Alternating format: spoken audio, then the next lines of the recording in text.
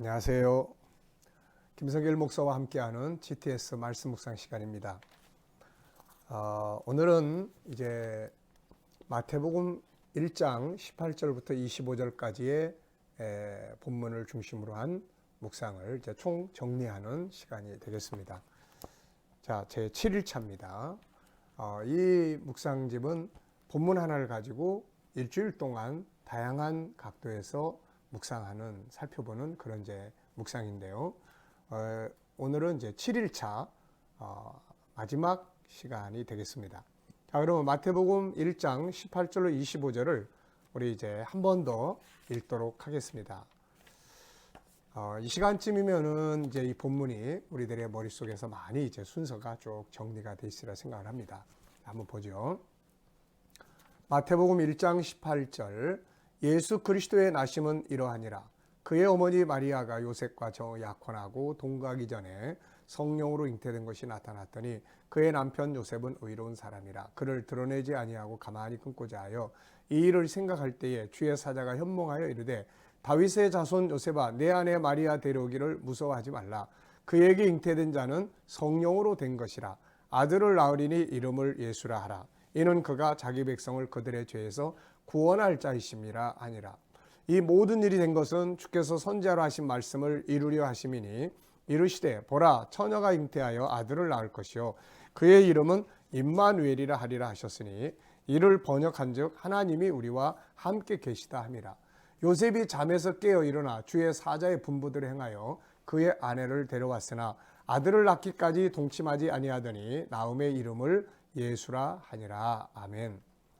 한 번 더 보겠습니다. 예수 그리스도의 나심은 이러하니라. 그의 어머니 마리아가 요셉과 약혼하고 동거하기 전에 성령으로 잉태된 것이 나타났더니 그의 남편 요셉은 의로운 사람이라. 그를 드러내지 아니하고 가만히 끊고자 하여 이 일을 생각할 때에 주의 사자가 현몽하여 이르되 다윗의 자손 요셉아, 내 아내 마리아 데려오기를 무서워하지 말라. 그에게 잉태된 자는 성령으로 된 것이라. 아들을 낳으리니 이름을 예수라 하라. 이는 그가 자기 백성을 그들의 죄에서 구원할 자이심이라 하니라. 이 모든 일이 된 것은 주께서 선지자로 하신 말씀을 이루려 하심이니 이르시되 보라, 처녀가 잉태하여 아들을 낳을 것이요 그의 이름은 임마누엘이라 하리라 하셨으니 이를 번역한즉 하나님이 우리와 함께 계시다 함이라. 요셉이 잠에서 깨어 일어나 주의 사자의 분부대로 행하여 그의 아내를 데려왔으나 아들을 낳기까지 동침하지 아니하더니 나음의 이름을 예수라 하니라. 아멘. 자, 37페이지를 보겠습니다. 7일차 1번 본문을 중심으로 3가지 이상 질문을 만들어보고 답해보자.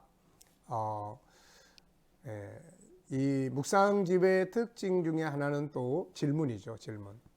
질문인데 이 책 속에 있는 질문에 답만 할 게 아니라 자기 스스로가 질문을 만들어 보는 거죠. 질문을 많이 만들어 볼 수 있도록, 많이 볼수록 우리가 창의력이라든지 창작의 능력이나 또 깊이 있는 것들을 깨닫게 되는데 큰 도움이 될 수가 있습니다.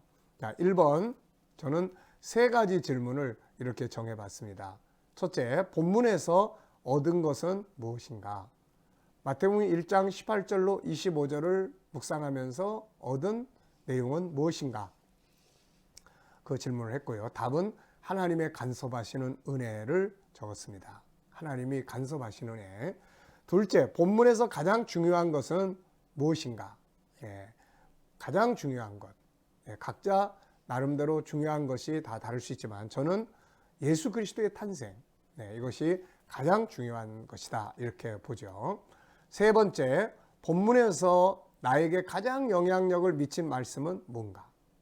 가장 영향력을 많이 미친 말씀, 저에게예요. 이거는 저에게. 여러분들 각자에게 영향력을 미친 말씀이 있을 겁니다. 저에게 미친 가장 큰 영향력을 미친 말씀은 요셉, 드러내지 않고 조용히 마리아의 관계를 정리하려고 했던 것, 드러내지 않고 소리 없이 이제 정리하려고 했던 것은 그만큼 마리아를 긍휼히 여기고 사람에 대해서 긍휼을 베풀 수 있는 이런 마음이라고 보죠. 그래서 이 요셉의 이러한 행동이 저에게 많이 영향력을 준 말씀이다 이렇게 정리했습니다. 둘째, 본문을 묵상하면서 가장 기억에 남는 것 2가지인데요. 하나는 하나님의 간섭하심. 제가 묵상하면서 이 말을 굉장히 많이 하는 것 같습니다. 저에게는 이게 참 은혜로운 말씀인 것 같아요. 간섭. 하나님의 간섭. 네. 그냥 내버려뒀으면은 이게 아주 가정이 파탄될 뻔했는데 하나님의 간섭하심. 물론 때로는 하나님의 간섭이 피곤하고 힘들 때도 있죠. 근데 그 간섭은 좋은 간섭이죠. 우리가 그것을 따라갈 수 있는 마음만 갖는다면. 두 번째는 역시 드러나지 아니하고 가만히 끊으려고 했던, 사람을 살리려고 하는 쪽에 서서 행동했던 이런 모습들이 가장 기억에 남는 것 같습니다. 한 주간 동안 지나오면서 예수님과 관계된 나의 이야기 적어보기. 정기적인 말씀 묵상을 통해서 주님과의 어떤 그 소통을 통해서 좀 역동적인 움직이는 이런 은혜들이 안에서 많이 있는 것 같습니다. 이것이 그날의 삶에도 영향을 많이 미치는 것 같습니다. 네 번째는 본문 전체 상상해보기. 자, 이 시간에는 본문 전체를 한번 눈을 감고 문자 그대로는 안 외우더라도 내용의 흐름을 한번 이렇게 쭉 상상하면서 정리해 보시기 바랍니다.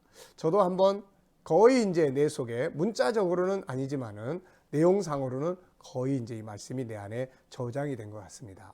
한번 해보죠. 예수 그리스도의 나심은 이러하니라. 그의 어머니 마리아가 요셉과 정혼하고 동거하기 전에 잉태된 것을, 성령으로 잉태된 것을 알게 되죠.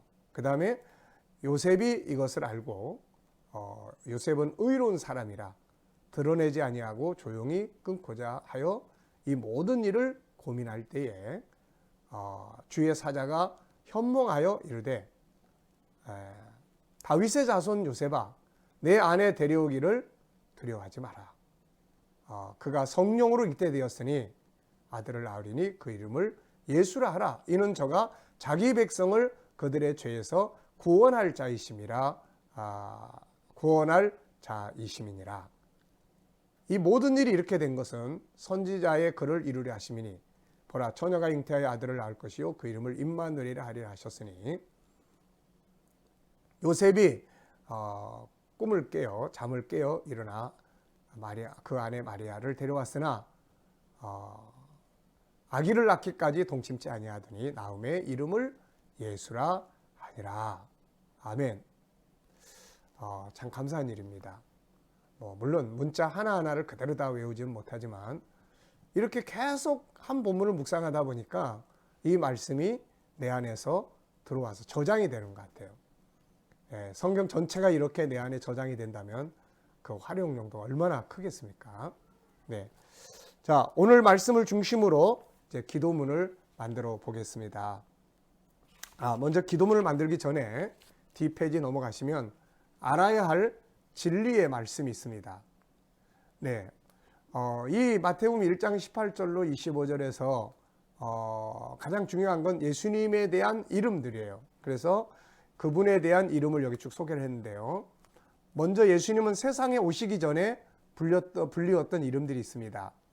예수님은 세상에 오시기 전부터 영원히 존재하신 분이다. 그가 세상에 오시기 전에는 그분을 뭐라고 불렀냐면은 기묘자, 모사. 이거는 위대한 상담자라는 뜻이죠. 전능하신 하나님, 영존하신 아버지, 평강의 왕. 이렇게 불렀던 사람은 이사야 선지자예요. 그리고 나중에 이제 사도 요한은 예수님을 이렇게 또 불렀습니다.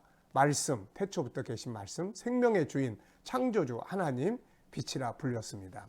그리고 난 다음에 세상에 오신 다음에는 이분에게 또 어떤 이름이 주어졌냐면 세 가지 이름이 주어졌는데, 첫째는 예수라는 이름이에요. 이 뜻은 자기 백성을 죄에서 구원할 분이시다. 구원자라는 뜻이죠. 두 번째는 그리스도, 메시아라는 이름이 주어졌는데 기름 부음을 받은 자라는 뜻인데, 구약에서 기름 부음을 받은 직분자는 세 종류입니다. 선지자, 제사장, 왕이에요. 그래서 예수님을 메시아 그리스도라고 하는 이유는 이분이 세상에 오셔서 하나님의 말씀을 전해주는 선지자로서, 또 우리를 대신해서 속죄의 제물이 되어주시는 대제사장으로서, 또 우리를 하나님의 나라의 백성들을 구원하시는 왕으로서 일을 하셨기 때문에 이분을 메시아다, 이렇게 이름을 부여한 것입니다. 자, 셋째 이름은 임마누엘이에요.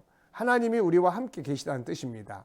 성자 하나님께서 육신을 입고 사람 곁에 오셔서 함께 하시는 것을 의미해요. 예수님은 본래 성자 하나님이죠. 그런데 이분이 육신을 입고 우리 곁에, 사람 곁에 오셨어요. 그래서 사람 곁에, 하나님이 사람의 몸을 입고 우리 곁에 와 계신다는 뜻으로 임마누엘이다, 이런 이름을 주신 거죠. 지금은 그분의 성령을 통해서 그분이 우리와 함께 일하고 계시는 것입니다. 두 번째는 성취된 하나님의 말씀이에요. 우리가 이 성경을 읽다 보면은 이것은 선지자의 글을 이루려 하십니다, 이런 말이 굉장히 많이 나옵니다. 또 선지자들의 말이 응하였다, 이런 말들이 많이 나오는데, 하나님 말씀의 특징은 이렇게 성취되는 데 있어요. 그래서 세 가지 특징이 있죠. 영원성, 진실성, 성취성. 구약은 미리 말씀하신 것이고 이것이 이루어지는 곳이 바로 신약입니다. 예수님의 탄생 역시 우연히 갑자기 된 것이 아니라 이미 선지자들이 예언한 말씀대로 이루어진 거죠. 본문에서 천사는 처녀인 마리아의 잉태가 우연히 된 게 아니라 바로 선지자 이사야가 이사야서 7장 14절에 예언하신 말씀이 이루어진 것이라고 설명했고, 요셉은 이미 구약을 알고 있기 때문에 이것을 믿고 그대로 순종함으로 하나님의 뜻이 이루어지게 된 것입니다. 그러므로 오늘 우리들의 신앙 역시 항상 그 기준은 하나님의 말씀이에요. 선지자들의 예언의 말씀, 예수님이 신약 시대에 주신 말씀, 이 말씀들이 우리의 기준이 돼서 오늘의 삶을 살아나갈 수 있어야 합니다. 그래서 이 말씀을 통해서 우리들이 삶의 기준이 되고 이것이 기준이 돼서 살아갈 때 우리의 삶에서도 말씀이 이루어지는 놀라운 능력들을 경험하게 되는 것이죠. 예수님의 초림은 말씀대로 이루어진 것이다. 이것이 말씀대로 이루어졌다면 그의 십자가도 부활도 재림도 하나님 나라의 영광도 다 말씀대로 이루어지게 될 것입니다. 그리고 오늘 하루 우리가 살아가면서 하루하루를 살아가면서 행동해야 될 약속의 말씀도 말씀에 굳게 서서 간다면 그 말씀이 이루어지는 현장들을 보게 될 것입니다. 오늘도 우리가 말씀을 중심으로 승리해 갈 수 있기를 바랍니다. 이제 우리 기도하겠습니다. 하나님 아버지, 우리가 마태복음 1장 18절로 25절을 가지고 한 주간 묵상했습니다. 이 속에서 우리가 많은 은혜들을 받았습니다. 아버지, 이제 이 말씀이 우리 안에 저장되게 하심을 감사합니다. 늘 살아서 역사하게 하여 주시고 또 이 말씀이 이루어지는 삶의 체험들이 우리 안에 풍성하게 하여 주옵소서. 오늘도 우리의 가족들, 자녀들, 친척들, 구원받아야 될 사람들 다 속히 주께로 돌아오게 하여 주옵시고 또 선교사님들 사역의 현장마다 은혜 베풀어 주시고 또 북한 땅에 있는 교회들 위에도 긍휼의 은혜가 풍성하게 하시고 늘 동행하시며 역사해 주시옵소서. 오늘도 우리 가운데 주신 주의 말씀들을 기억하며 살아가는 삶의 현장에 은혜와 축복이 함께하여 주시옵소서. 예수님의 이름으로 감사하며 기도하옵나이다. 아멘.